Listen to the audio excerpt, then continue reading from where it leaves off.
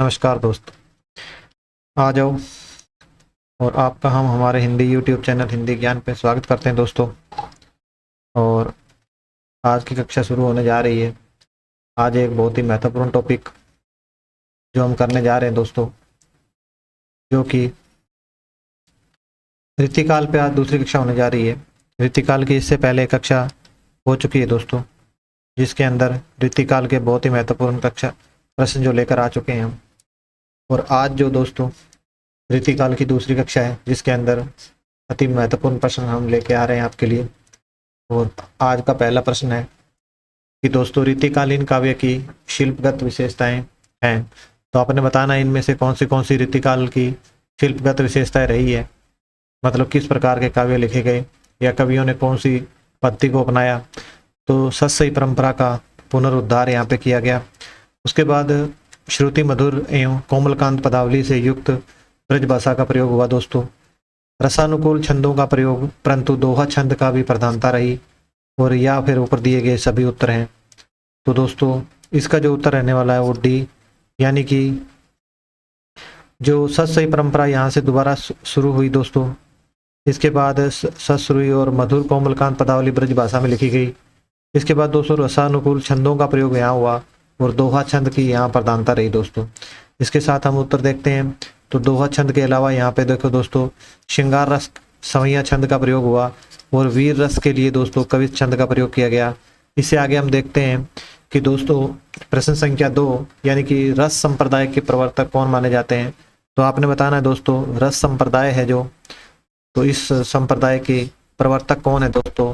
क्या आचार्य भरतमुनि है, या फिर दोस्तों आचार्य भामा है, या फिर आचार्य आनंदवर्धन है, या फिर आचार्य वामन है दोस्तों। तो आपका उत्तर क्या रहने वाला है दोस्तों। यहाँ पे उत्तर रहने वाला है कि भरतमुनि जो रस के प्रणेता हैं और प्रवर्तक माने जाते हैं दोस्तों। रस के प्रणेता दोस्तों देखो कि प्रवर्तक जो है भरतमुनि माने जाते हैं और रस संप्रदाय के, ठीक है, रस संप्रदाय के जो प्रवर्तक हैं वो भरतमुनि है दोस्तों। ठीक है, इसके साथ हम आगे बढ़ेंगे। आगे हम देखते हैं कि अलंकार संप्रदाय के प्रवर्तक कौन माने जाते हैं। तो आपने बताना है कि अलंकार संप्रदाय के प्रवर्तक कौन माने जाते हैं। क्या आचार्य मुनि भरतमुनि माने जाते हैं, या फिर दोस्तों आचार्य भामा माने जाते हैं, या आचार्य आनंदवर्धन माने जाते हैं, या आचार्य वामन माने जाते हैं। तो आपका उत्तर क्या रहने वाला है। इससे पहले हमने देखा कि आचार्य भरतमुनि जो है वो रस संप्रदाय के जो दोस्तों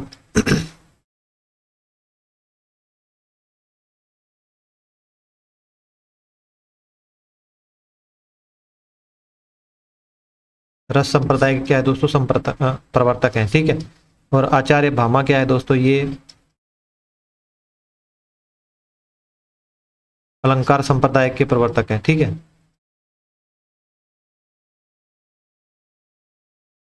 ठीक है दोस्तों, इसके साथ आनंदवर्धन की बात करते हैं। तो आनंदवर्धन दोस्तों ये जो है ये ध्वनि संप्रदाय के हैं।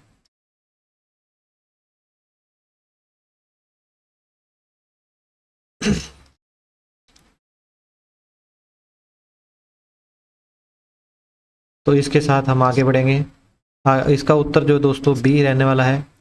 और हम आगे बढ़ेंगे, आगे इसका उत्तर को एक बार देखते हैं कि अलंकार संप्रदाय के जो प्रवर्तक हैं दोस्तों आचार्य भरत हैं, ये भामा है दोस्तों। इसके साथ हम प्रश्न संख्या 4 देखते हैं कि ध्वनि संप्रदाय के प्रवर्तक कौन है। तो इसका उत्तर अभी हमने बताया आपको कि ध्वनि संप्रदाय के जो प्रवर्तक हैं वो कौन है। क्या आचार्य भरतमुनि है, या दोस्तों आचार्य वामन है, भामा है, या फिर दोस्तों आचार्य आनंदवर्धन है, या आचार्य वामन है। तो आपका उत्तर क्या रहने वाला है। तो इससे पहले हमने देखा कि आचार्य जो भरतमुनि है वो दोस्तों रस संप्रदाय के क्या प्रवर्तक हैं, ठीक है। तो ये है रस संप्रदाय के प्रवर्तक। और भामा क्या है दोस्तों, ये है दोस्तों अलंकार संप्रदाय के।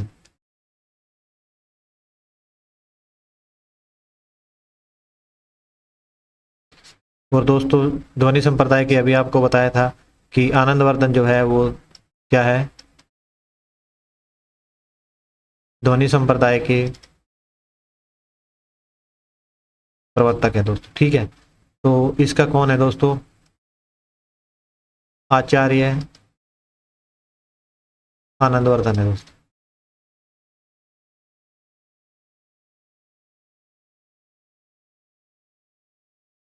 तो इसके साथ इसका आंसर रहने वाला है सी। और हम चलते हैं आगे, हम देखते हैं। तो अभी यहाँ पे क्या दोस्तों, संप्रदाय दिया हुआ है और उसका प्रणेता प्रवर्तक कौन है ये दिया हुआ है, ठीक है। तो रस, ये आपने एक ही स्लाइड में से पूरा याद कर लेना। देखो, रस संप्रदाय के कौन है दोस्तों, भरतमुनि है। अलंकार संप्रदाय के जो है भामा है। और रीति संप्रदाय के जो दोस्तों वामन है। और ध्वनि संप्रदाय के क्या है, आचार्य आनंदवर्धन है। और वक्रोक्ति संप्रदाय के दोस्तों कुंतक है। और औचित्य संप्रदाय के क्या है, क्षेमेंद्र है। तो ये आपने सभी ने याद कर लेना है। और इसके साथ हम आगे बढ़ेंगे। आगे हम देखते हैं दोस्तों प्रश्न संख्या 5 कि रीतिकाल के कवियों का वर्गीकरण किन श्रेणियों में होता है। तो आपने बताना है कि रीतिकाल के जो कवि है उनका जो वर्गीकरण है वो कैसे किया गया है। क्या रीतिबद्ध कवि कहा गया है उनको, या रीतिसिद्ध कहा गया है, या दोस्तों रीति मुक्त कहा गया है, या फिर ऊपर दिए हुए सभी हैं। तो देखो, रीतिकाल के अंदर कवियों की 3 श्रेणी बांटी गई है दोस्तों, ठीक है। उसमें से एक तो जो है रीतिबद्ध है दोस्तों, है ना।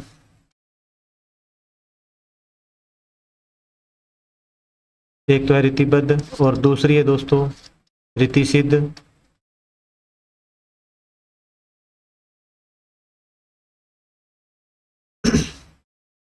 और इसी के साथ तीसरी है दोस्तों रीति मुक्त, है ना।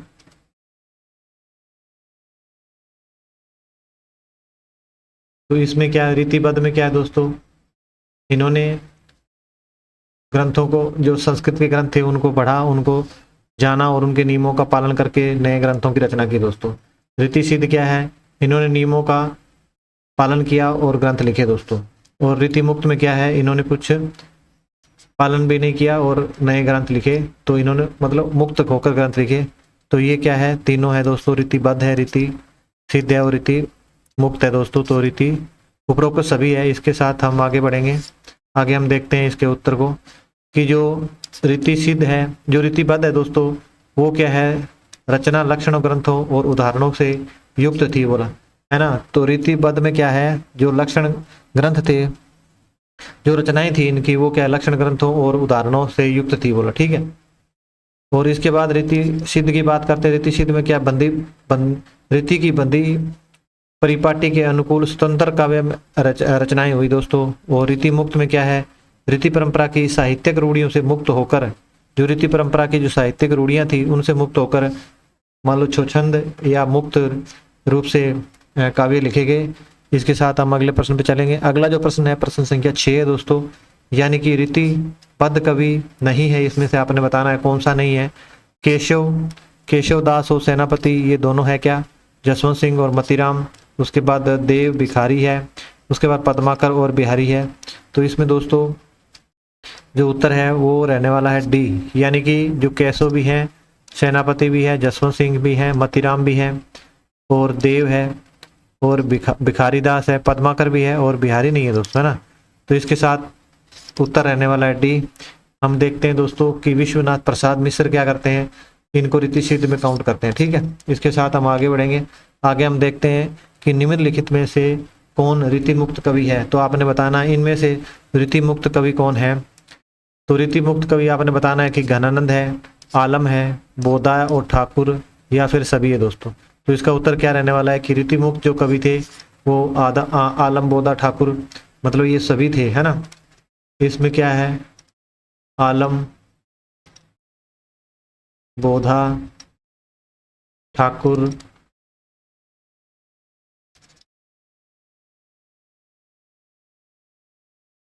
आलम, बोधा, ठाकुर और घनानंद, है ना। तो ये सभी रहने वाला है, यानी कि उपरोक्त सभी है ये जो कि रीति मुक्त कवि है, ठीक है। तो इसके साथ आंसर डी है। आगे बढ़ते हैं। आगे देखते हैं कि अन्य कवि, देखो 2 कवि और भी हैं जो रीति मुक्त में है काउंट, यानी कि एक है शेख आलम है और एक द्विज देव है, ठीक है। ये 2 कवि जो और हैं ये भी रीति मुक्त में काउंट होते हैं। इसके साथ हम आगे बढ़ेंगे। आगे हम देखते हैं दोस्तों कि निम्नलिखित में से रीति सिद्ध कवि कौन कौन से हैं। रीति सिद्ध हमने सबसे पहले पढ़े रीतिबद्ध कवि, फिर हमने पढ़े रीति मुक्त कवि, अभी हम देख रहे हैं कि रीति सिद्ध कवि। अभी देखना है रीति सिद्ध कवि कौन कौन है। सेनापति, पजनेश, बिहारी, और दोस्तों वृंद कवि, नेवाज, हटीजी, या फिर ऊपर दिए हुए सभी कवि। तो क्या है, रीति सिद्ध जो कवि है दोस्तों, ये सभी कवि क्या है, सेनापति, पजनेश बिहारी लाल, वृंद कवि, नेवाज और हटी जी, ये सभी क्या है दोस्तों, ये है रीतिबद्ध कवि। ठीक है, तो इसके साथ आंसर रहने वाला है डी। और हम इसके आंसर को एक बार देखते हैं, यानी कि रीतिकाल के जिन कवियों के द्वारा लक्षण ग्रंथों तो नहीं लिखे गए, परंतु क्या है उनके उल्लेख नियमों का पालन किया गया। तो अभी ध्यान से आपने देखना है कि रीतिबद्ध जो कवि है ना, रीतिबद्ध कवि क्या है कि जिन्होंने ये रीति सिद्ध है। रीतिबद्ध कवियों ने क्या परिपाटी मतलब जो अलग जो लक्षण ग्रंथ थे उनके नियमों का पालन किया और उन्हीं नियमों की उसी की उदाहरणें लिखकर उदाहरणें दी। तो वो क्या है मतलब उदाहरणों को भी शामिल किया, तो वो क्या है रीतिबद्ध कवि कहलाए। रीति सिद्ध कवि क्या है, उन्होंने नियमों का पालन किया। ठीक है, ये देखो उन्होंने क्या है लक्षण ग्रंथ तो नहीं लिखे पर उसके नियमों का पालन किया। ठीक है, तो रीतिबद्ध में क्या है उन्होंने नियमों का भी पालन किया और रीतिबद्ध ग्रंथ भी लिखे।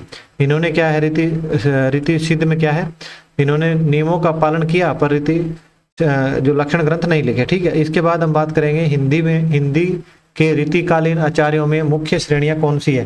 तो आपने बताना है कि हिंदी का जो रीतिकाल है दोस्तों, तो इसमें आचार्यों की जो आचार्य थे उनकी कौन सी जो कैटेगरी है या उनकी कौन सी जो श्रेणियों में बांटा गया है।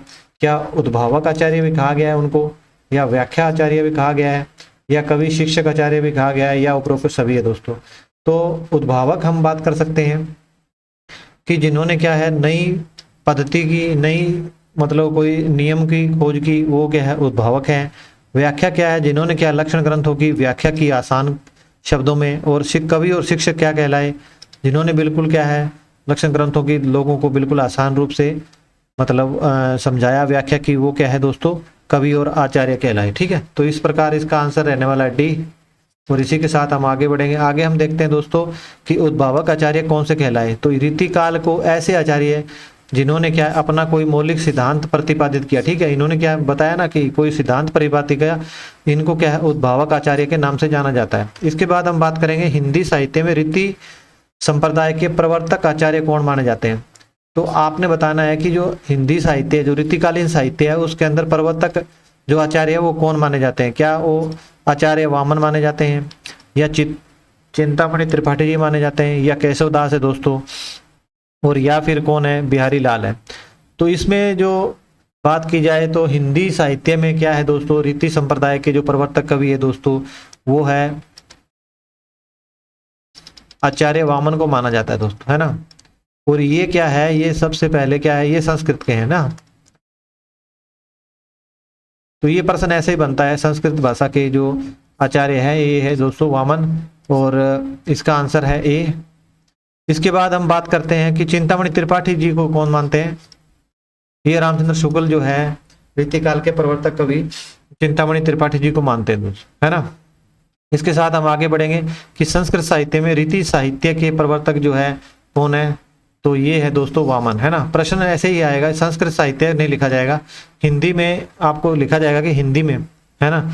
हिंदी में रीति काव्य के प्रवर्तक कवि कौन माने जाते हैं या आचार्य कौन माने जाते हैं, तो वामन है। ठीक है दोस्तों, इसके साथ हम आगे बढ़ेंगे। आगे हम देखते हैं प्रश्न संख्या 11 कि आचार्य रामचंद्र शुक्ल ने रीतिकाल का प्रवर्तक आचार्य किसे माना है। तो ये प्रश्न अभी हमने बताया था कि किसे माना है। तो क्या आचार्य ये चिंतामणि त्रिपाठी जी को माना है, या केशवदास जी को माना है दोस्तों, या बिहारी लाल को माना है, या फिर दोस्तों घनानंद जी को माना है।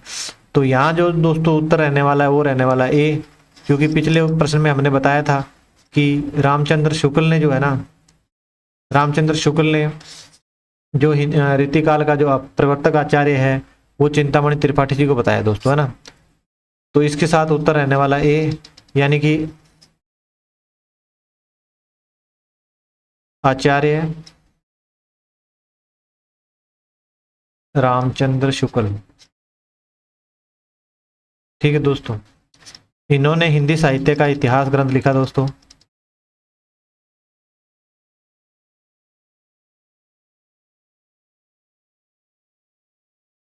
जो कि 1929 के अंदर संपादित हुआ। ठीक है, जो कि आगे देखते हैं हम कि रामचंद्र शुक्ल जी के अनुसार रीतिकाल का क्या है प्रवर्तक, क्या किसे माना गया दोस्तों, तो चिंतामणि त्रिपाठी त्रिपाठी जी को माना गया। ठीक है, इसके साथ हम आगे देखेंगे प्रश्न संख्या 12। तो प्रश्न 12 है दोस्तों कि हिंदी साहित्य में रीति ग्रंथों के प्रवर्तक किसे माना जाता है। तो देखो अभी देखो प्रश्न कैसे है, हिंदी साहित्य में जो रीति ग्रंथ है उसका प्रवर्तक किसे माना गया है ना। तो रीति ग्रंथ का प्रवर्तक क्या है कि भाई जो संस्कृत में बिल्कुल परिपाटी पे मत चला है जो बंदा ना, जिसने क्या है कि रीतिकाल के अंदर क्या है संस्कृत ग्रंथों की रचना की है, नियमों का पालन किया है, ऐसा कौन व्यक्ति है जिसने कि पूरे नियमों का पालन करके वो रीतिकाल के अंदर रीति ग्रंथों का जो प्रवर्तक उसी को माना जाएगा। देखो क्या केशवदास जी ऐसे व्यक्ति हैं या फिर चिंतामणि जी ऐसे व्यक्ति हैं दोस्तों। तो ये इधर दोबारा आ गया। इसके बाद क्या है, आचार्य वामन है। तो इसका जो उत्तर है दोस्तों ऐसे जो तो राइटर तो जो है ना वो है केशवदास ही है ना। तो केशवदास को क्या है आचार्य शुक्ल क्या कहते हैं, कठिन गद का प्रेत कहते हैं ना। तो शुक्ल क्या कहते हैं इसको, देखो शुक्ल जी इनको कहते हैं कठिन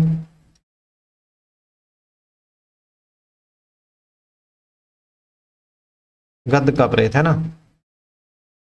क्यों कहते हैं, क्योंकि इनके जो जो भाषा है इनकी, जो इनका ग्रंथ लिखे गए हैं वो क्या है दोस्तों, उसमें बहुत ही संस्कृत के बहुत मुश्किल शब्द है दोस्तों है ना।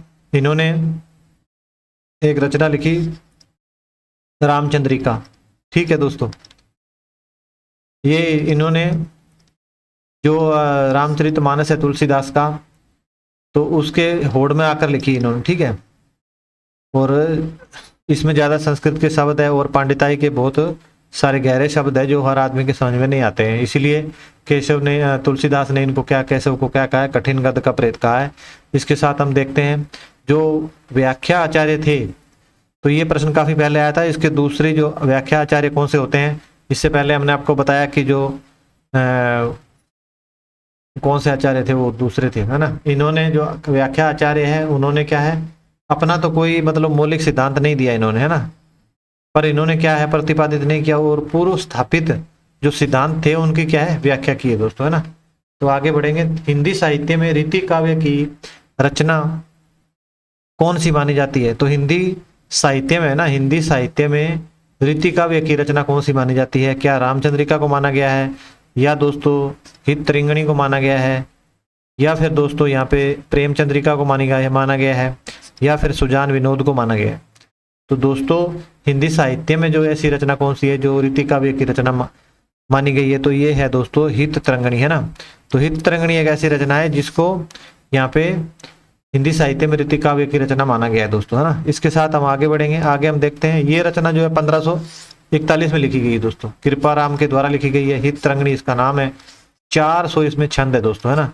विभाजन इसका जो है 5 तरंगों में किया गया है। ठीक है, नायिका भेद पर क्या है ये इसका उद्देश्य ग्रंथ लिखा गया है। इसके साथ हम आगे बढ़ेंगे। प्रश्न संख्या 14 है कि रीति काव्य में अधिकतर किस भाषा का प्रयोग हुआ है। तो आपने बताना है जो रीतिकाल था, रीतिकाल में जितने कवि थे उन्होंने किस भाषा का प्रयोग किया है। क्या अवधी का किया है, या फिर दोस्तों इन्होंने ब्रज भाषा का किया है, या मैथिली का किया है, या संस्कृत का किया है। तो ज्यादा तो हम देखते हैं कि जो इससे पहले जो था भक्ति काल था दोस्तों है ना।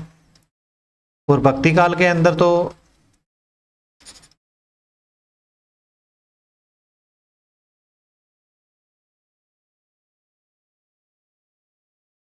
जो भक्ति काल था, भक्ति काल के अंदर तो ब्रज भाषा का प्रयोग था है ना।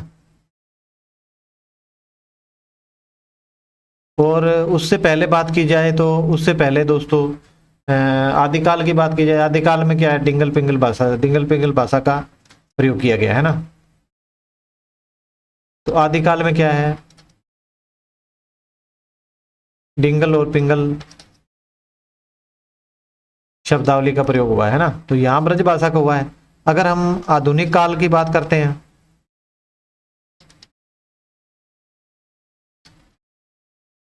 आधुनिक काल में क्या है दोस्तों खड़ी बोली का प्रयोग होने लग गया है ना।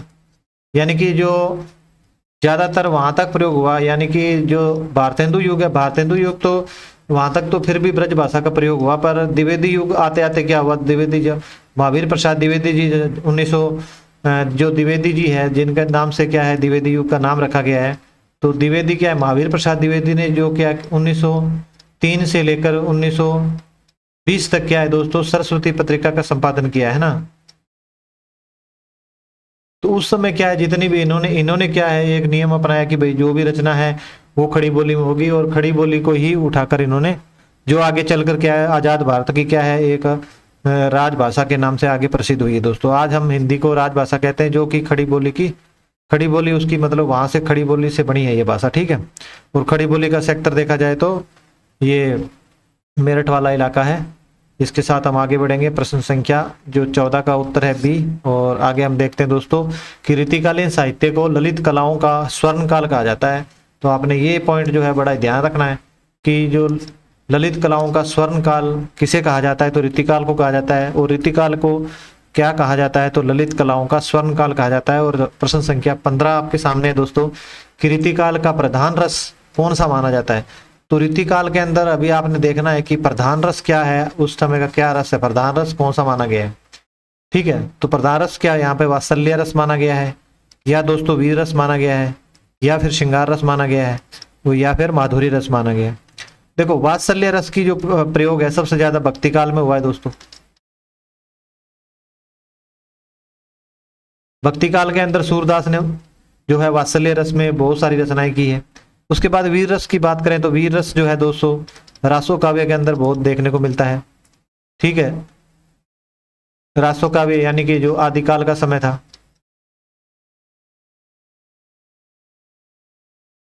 इसके बाद हम देखते हैं जो श्रृंगार काल है, तो श्रृंगार रस का प्रयोग दोस्तों ये हमारे को जो है रीतिकाल के अंदर सबसे ज्यादा देखने को मिलता है, क्योंकि यहाँ पे जो है वो श्रृंगार पर ज्यादा रचनाएं यहाँ पे प्रयोग हुई है।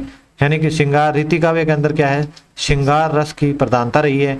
उसके बाद माधुरी रस की बात करते हैं तो माधुरी रस की जो है मीराबाई को प्रवर्तक माना जाता है। और माधुरी रस की सबसे ज्यादा रचनाएं जो है यहाँ पे देखी गई है ना, जो भगवान कृष्ण के प्रति अपना पति मान के उनको भक्ति की है इन्होंने।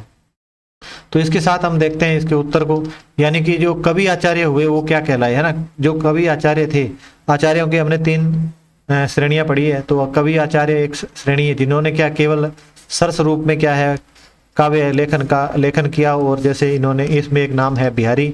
और इसी के साथ दोस्तों आज की जो कक्षा है वो यहीं समाप्त होने जा रही है, क्योंकि आज हम 15 प्रश्न लेके आए थे आपके लिए। 15 प्रश्नों की एक कक्षा थी। इससे पहले एक हम जो है रीतिकाल की पृष्ठभूमि वाली एक कक्षा आपके लिए दे चुके हैं आपको, और उसके अंदर क्या है बहुत अच्छे प्रश्न बनाए थे। और क्या है एक एक टॉपिक के अंदर हम लगभग एक कवि जो है या एक राइटर के ऊपर एक कक्षा बनाने की कोशिश करते हैं। अभी पृष्ठभूमि रीतिकाल की पृष्ठभूमि पे आपको 30 प्रश्न मिल गए हैं, और रीतिकाल की पृष्ठभूमि अगर आपने 30 प्रश्न कर लिए तो मेरे हिसाब से आपसे रीतिकाल के अंदर कुछ छूटने वाला नहीं बचेगा।